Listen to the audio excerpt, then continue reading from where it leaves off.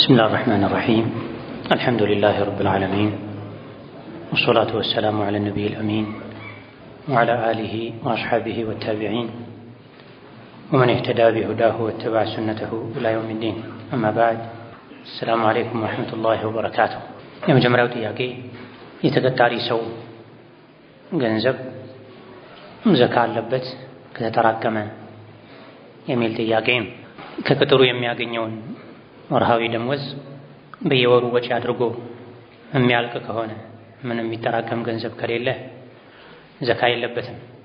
ነብዩ አለይሂ ሰላቱ ወሰላም አንድ ገንዘብ ላይ ዘካ የለም حتى يحول عليه الحول ብላ ገንዘቡ ኒሳብ ደርሶ ዘካ ማውጣት ግዴታ የሚሆንበት መጠን ደርሶ ዓመት እስካልዞረበት ድረስ ዓመት እስካላስቆጠረ ድረስ ዘካ የለበትም ብላ።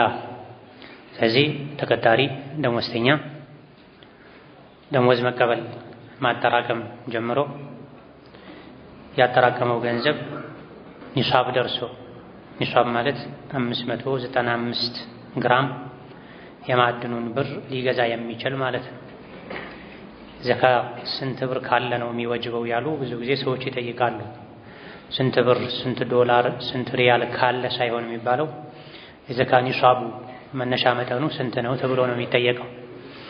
በዘመናዊ ብሮች አይደለም ዘካ ኒሳቡ መነሻ መጠኑ የሚሰራው እነማ በወርቅ ወይም በብር ነው። በወርቅ ከሆነ 85 ግራም፣ በብር ከሆነ 595 ግራም ነው። የተሻለው ለምስኪኖች ብዙ ሰው ዘካ አውጥቶ ለምስኪኖች ብዙ እንዲደርስ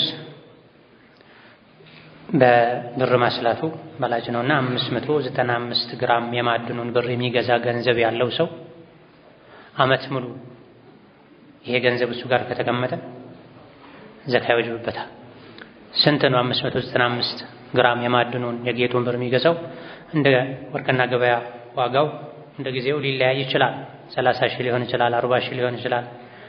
ዘካ ማውጣት ግዴታ የሆነበት ሰው የዘካው ሰዓት ሲደርስ ወርቅና ብር ገበያ ሁኔታውን በማጣራት ያለው ገንዘብ 595 ግራም እና ከዛ በላይ ይገዛል አይገዛም የሚለውን አረጋግጦ ዘካ ማውጣት ነው። ስለዚህ ተቀጣሪ ደመወዝተኛ ከደመወዙ ከቤት ወጪ ተርፎት ያስቀመጠው ብር ኒሳብ ከደረሰ 595 ግራም እና ከዛ በላይ የማዕድን ብር የሚገዛ ሆኖ ዓመት ከቆየ ዘካ ይወጅብበታል። ዓመት ሳይቆይ ከጠፋ ወይም የተቀመጠው ገንዘብ እዛ ደረጃ ካልደረሰ ዘካ የለበትም።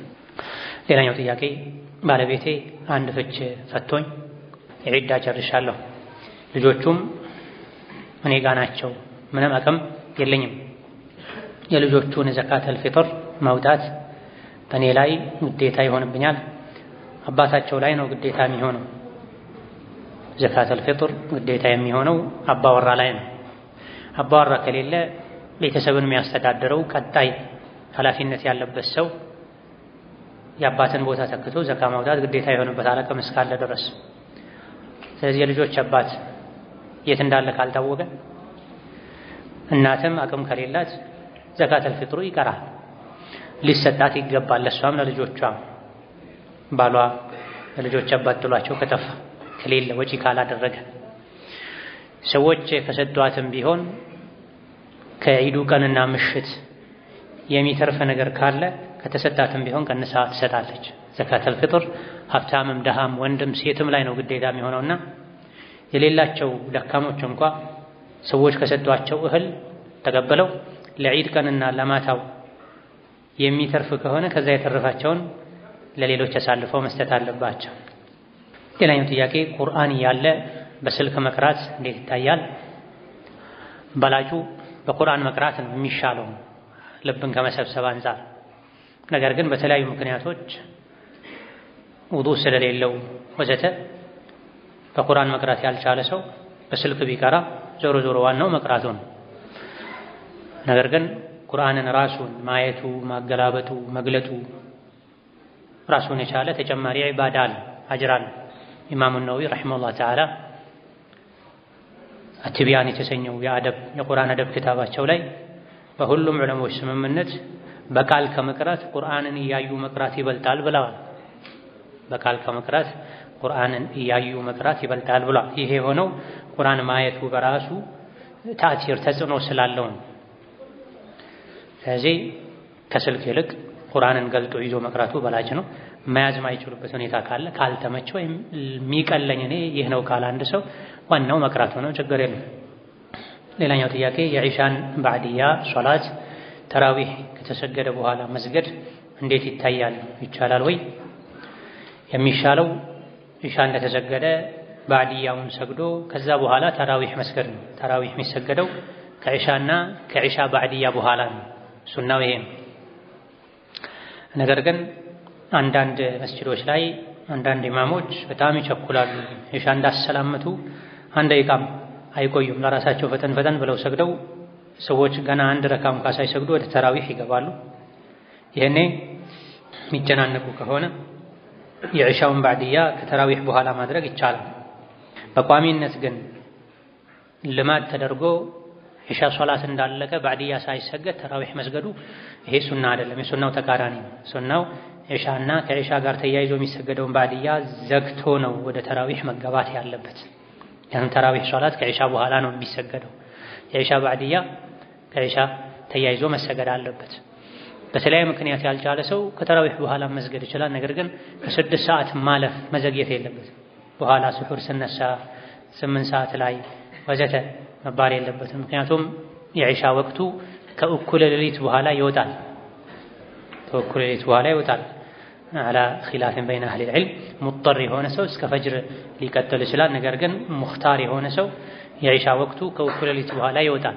የኢሻ ወቅት ሲወጣ የባዕድያውን ወቅት ስለሚወጣ ምን ቢቆይ ከ6 ሰዓት ከእኩለ ሌሊት መቆየት የለበትም። በኋላ እረሳለሁ ያልችልም ያለ ሰው ተራዊሑን ኢማሙ ተራዊሕ ሲያሰግድ ማሙሙ የኢሻን ባዕድያ ነይቶ ከኢማሙ ጋር አብሮ መስገድ ይችላል። ቢረዝምበትም ችግር የለም። ምክንያቱም ኢማም አሕመድ ኢሻ ሳይሰግድ ተራዊሕ የተጀመረበት ሰው ተራዊሕ ከሚሰግደው ኢማም ጋር ኢሻን ነይቶ ገብቶ መስገድ ይቻላል ብላ ታላቁ ኢማም አሕመድ ብኑ ሐንበል ረሒመሁላህ ተዓላ ኢሻ ሳይሰግድ ተራዊሕ የጀመረበት ሰው ወይም ተራዊሕ ሲሰገድ የደረሰ ኢሻ ያልሰገደ ሰው ለብቻው ፈንጠር ብሎ መስገድ ሌላ ጀማዓ መፍጠር አይጠበቅበትም አይገባምም ጭምር። ተራዊሕ ከሚሰግደው ኢማም ጋር ኢሻን አብሮ አስሮ ይሰግዳል። ሙሳፍር ከሆነ በዛው 2 ረካ ያሰላምታል። ሙሳፍር ካልሆነ 2 ተነስቶ ይሞላል። ፈርዱ ሰላትን ተራዊሕ ከሚሰግድ ኢማም ኋላ መስገድ ከተቻለ ሱናን የበለጠ መስገድ ይቻላል። ባይሆን ተራዊሑ ይጎድልበታል። 11 10 አይሆንለትም። ኋላ ላይ ተነስቶ ለተራዊሕ አንድ ይጨምራል። ሌላኛው ጥያቄ አንድ ሰው ውዱእ እንዳለው አስቦ ሶላት ቢጀምርና ከዛ በኋላ ውዱእ ያደረገበት ሰዓት ትዝ ባይለው እና በውዱእ ቢጠራጠር እና እንዳላደረገ ቢሰማው ምን ማድረግ አለበት? መጨረሻ የሚያስታውሰው ውዱእ እንደሌለው ከነበረ በእርግጠኝነት መጨረሻ የሚያውቀው ከሁኔታው ውዱእ የለውም፣ መጸዳጃ ቤት ገብቷል፣ ውዱእ ፈቷል፣ ይሄን ያውቃል። ግን ሶላት ከገባ በኋላ ውዱእ አድርጌያለሁ አላደረኩም ከሆነ ጥርጣሬው ከዛው ከቆመበት ካለበት ሁኔታ ወደ ቀጣይ የሶላት ክፍል ሳይሸጋገር በፊት ውዱእ ማድረጉን ካረጋገጠ ምንም የለበትም፣ መቀጠል ይችላል። ጥርጣሬው ካላባራ በዛው ከቀጠለ ግን እርግጠኛ የሆነው የመጨረሻ ሁኔታው ላይ ነው። ውዱእ ፈቶ እንደነበር እርግጠኛ ነው። ያድርግ አያድርግ ተጠራጥሯል፣ እንዳላደረገ ነው የሚቆጠረው። ነገር ግን ውዱእ እንዳደረገ እርግጠኛ ነው። ውዱእ አፍርሻለሁ አላፈረስኩም ከሆነ ማፍረሱን እርግጠኛ እስካልሆነ ድረስ ሶላቱ ላይ መቀጠል ይችላል። ሌላኛው ጥያቄ ተስቢህ በመጠቀም ወይም በጣት ውስጥ ገብታ የምትቆጥር መቁጠሪያ በመጠቀም ዚክር ማድረግ ቢድዓ ነው? ቢድዓ አይደለም፣ ራጂሑ ኺላፈል አውላ ነው። ቢድዓ ነው ያሉ የተወሰኑ ሊቃውንት አሉ። ነገር ግን ቢድዓ ነው የሚባለው በዚክር መቁጠሪያ ዚክር ማድረጉ በላጭ ነው፣ በእጅ ከማድረግ ይሻላል፣ ይሄ ሱና ነው ከሚል እምነት የመነጨ ከሆነ አው ቢድዓ ነው። ነገር ግን እኔ መቁጠር ነው የምፈልገው እረሳለሁ እሳሳታለሁኝ ብሎ ጣት ያሳስተኛል ወይም ብዙ መቁጠር አልችልም በሱብሓ ወይም በኤሌክትሮኒክስ አሁን በመጡ ማሽኖች ቁጥራለሁ ይላል አንድ ሰው ኺላፈል አውላ ነው የሚባለው። በላጩን ትተሃል። በላጩ ምንድነው? እጅ ነው። ነብዩ አለይሂ ሰላቱ ወሰላም ካነ ያዕቂዱ ተስቢሐ ቢየሚኒሂ በቀኝ እጃቸው ነበር ተስቢህ የሚቆጥሩት። በእጃችሁ ተስቢሑን ቁጠሩ እነሱ የቂያም ቀን ይናገራሉ ብለዋል ነብዩ ሰለላሁ ዐለይሂ ወሰለም። የነቢ ሱና የሰሐቦች ሱና በእጅ መቁጠር ነው። ሱና ነው ሳይል እንዲያግዘኝ ብሎ በሱብሃንና መሰል ነገር ቢጠቀም አው ቢድዓ ነው ያሉ አሉ። ነገር ግን ራጂሑ ትክክለኛው ኺላፍ አልአውላ ነው። በላጩን ትቷል ነው እንጂ የሚባለው ቢድዓ ሰርቷል አይባልም። ነገር ግን ዚክር ማይቆጥሩትን ያክል እጅ ላይ ሱብሃ አንጠልጥሎ መሄድ፣ እንዲሁ ወሬ ያወሩ ዝም ብሎ ዚክር ማለት አንገት ላይ አንጠልጥሎ መሄድ ይሄ አይገባም። ሲጀምርም ጠንከር ያለ ተቃውሞ ያላቸው ዕለሞች አሉ። የመጣው ከህንዱ እምነት ነው፣ ከሌላ ቤተ እምነት ነው የመጣው፣ ከአይሁዶች ጋር ከነሷራዎች ጋር መመሳሰል ነው ያሉበት ሁኔታም ስላለ መተው በእጅ መቅጠሩ በላጭ ነው።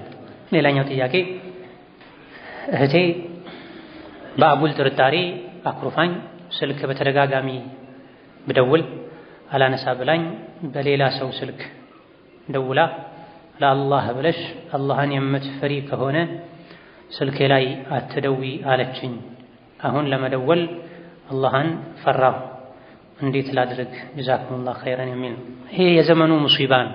እንደው ሸሪዓው ተጣሉ፣ ተኮራረፉ፣ ተቆራረጡ ያለ እስኪመስል ድረስ ሰዎች ለመኮራረፍ እየተሽቀዳደሙ እናያለን። በይነማ መሆን ያለበት ወተቁላህ ወአስሊሑ ዛተ በይኒኩም፣ አላህን ፍሩ፣ በመካከላችሁ ያለን ግንኙነት አስተካክሉን የተባለ ለመታረቅ፣ ለመግባባት፣ ለመቀራረብ ነው እንጂ አላህን ፍሪ መባል ያለበት ስልክ አትደዊ ለማለት አላህን ፍሪ መባል የለበትም። ያውም ጥያቄው ላይ እንደተባለው በአጉል ጥርጣሬ አብዛኞቹ የዘመናችን መኮራረፎች፣ መቆራረጦች አንዱ መነሻቸው መጥፎ ጥርጣሬ ነው፣ ችኮላ ነው። ለምን ተነካሁ ማለት ነው። እኔ አላጠፋም ፍጹም ነኝ ቅዱስ ነኝ ማለት ነው። አቡበክርና ዑመር ተጣልተዋል። ማን አለ ከነቢያት ቀጥሎ እንደ አቡበክርና ዑመር? ነገር ግን ወዲያው ታርቀዋል መልሰው እዛው። ብላልና አቡዘር ተጣልተዋል፣ ግን መልሰው እዛው ታርቀዋል። እኔ ነኝ ጥፋተኛ ሁለቱ እኩል ተባብለዋል። እዚህ እኛ ለመጣላት እንቸኩላለን፣ ለመመለስ እንዘገያለን።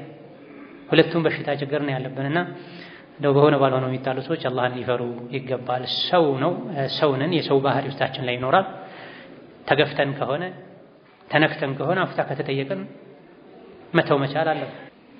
ይቅርታ እየጠየቁት ሊያስደስቱት እየሞከሩ ማይደሰት ሸይጣን ነው ተብሏል። ኢማም ሻፊዒ እንዳሉት ይቅርታ እየጠየቁት ሊያስደስቱት ያለፈውን ሊክሱት እየተሞከረ እዛው አንዴ ነክሶ ቂም ይዞ የሚቆይ ሸይጣን ነው ተብሏል። እውነተኛ አማኞች ወለዚነ ተቀው ኢዛ መሰሁም ጣኢፉ ሚነ ሸይጣን ተዘከሩ ፈኢዛ ሁም ሙብሲሩን። አላህን የሚፈሩ ሰዎች እንደው ሸይጣን ነካ ቢያደርጋቸው አላህን ፍሩ ሲባሉ ዲንን ሲያስታውሷቸው አኺራን ሲያስታውሷቸው ይቅርታ ለአላህ ብለህ አፍ በለኝ ሲሏቸው ወዲያው ይመለሳል። ራስን ማምለክ በዝቷል በዘመናችን። ራስን ማምለክ በዝቷል። አላህን ማምለክ፣ ስሜትን መርታት፣ ይቅር ማለት እኔም አጠፋለሁ፣ እኔም ብዙ ጉድለት አለብኝ፣ እኔም ሰው ላይ ደርሳለሁ፣ ተደረሰብኝና አንዴ ያዙኝ ልቀቁኝ ማለት የለብኝም፣ ነክሼ መቅረት የለብኝም ልንል ይቅር ልንል ይገባናል። ጥያቄው ላይ እንደተባለው በተደጋጋሚ ተደውሎ አትደውይብኝ ከተባለ አለመደወል ነው። ሲገናኙ ግን ሰላም መባባል። መኮራረፍ ሁለት ደረጃ ነው ያለው። መኮራረፍ ሁለት ደረጃ ነው ያለው። በምንም መልኩ አለመገናኘት፣ ቢታመም አለመጠየቅ፣ ቢቸገር አለመርዳት፣ መንገድ ላይ ሲያገኙ ጀርባ ሰጥቶ መሄድ፣ ቢጠራ መልስ አለመስጠት፣ ይሄ ሐራም ነው፣ አይቻልም። ከሶስት ቀን በላይ መዝለቅ የለበትም። ነገር ግን ከዚህ ዝቅ ብሎ ያለው ሁለተኛው ደረጃ አፍ ብያለሁኝ፣ አፍ ተባብለናል፣ ነገር ግን እንደ ድሮ ላንሆን እንችላለን። ቤት አልመጣም፣ አልደወልም፣ ስንገናኝ ስትታመም እመጣለሁ፣ ስትቸገር እረዳለሁ ብለው ግንኙነቱ ሙሉ በሙሉ እንዳይቋረጥ ማድረግ ይቻላል። ስለዚህ እንደዚህ አይነቱ ሰው አደውሉልኝ የሚል ሰው ወንጀለኛ የሚሆነው እሱ ነው። በውስጥ ግን ግንኙነቱን ማስቀጠል የሚፈልገው አካል አደውል እየተባለ ያለው አካል በውስጡ መታማ ረጃዓ ፈባቢ መፍቱሑን ማለት አለበት። በተመለሰ ጊዜ ቤቴም ልቤም በሬም ክፍት ነው፣ እኔ እሱ ላይ ቂም የለኝም፣ ጥላቻ የለኝም፣ ትቻለሁኝ፣ ከመጣ እናግሯለሁ፣ እቀበላታለሁኝ፣ መንገድ ላይ ከተገናኘን በሆነ አጋጣሚ የቤተሰብ ጉዳይ ኖሮ ከተገናኘን አናግራለሁኝ የሚል የውስጥ ዝግጅት መኖር አለበት።